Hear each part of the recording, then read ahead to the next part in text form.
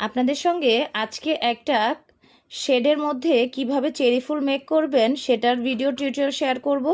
তো সেই জন্য আমরা পাইপিং ব্যাগের একটা সাইডে একটু কালারিং ক্রিম আর অপর সাইডে হচ্ছে একটু হোয়াইট কালার ক্রিম নিয়ে তারপর এখন চেরি ফুলটা মেক করব। তো প্রথমে হচ্ছে আমরা একটা বেস দিয়ে দিব, আর চেষ্টা করবেন ডাবল লেয়ার করে বেসটা দেওয়ার জন্য। তারপর এরকম একটা নজেল নিয়ে এটা দিয়ে চেরি ফুল মেক করবেন। জাস্ট অল্প করে প্রেস করে একটা পাপড়ি, দেন হচ্ছে আরেকটা পাপড়ি, তারপর হচ্ছে আরেকটা, এরকম করে করে টোটাল 5টা পাপড়ি দিয়ে আপনি চেরি ফুলটা মেক করবেন। আর চেরি ফুলের সৌন্দর্য আরও বৃদ্ধি করার জন্য এটার মিডলে মানে হচ্ছে মাঝখানে একটু হলুদ কালার অথবা অরেঞ্জ কালার অথবা ব্ল্যাক কালার আপনি আপনার পছন্দ মতন হচ্ছে রেনু দিয়ে দিবেন, তাহলে কিন্তু ফ্লাওয়ারটা আরও বেশি রিয়েলিস্টিক মনে হবে।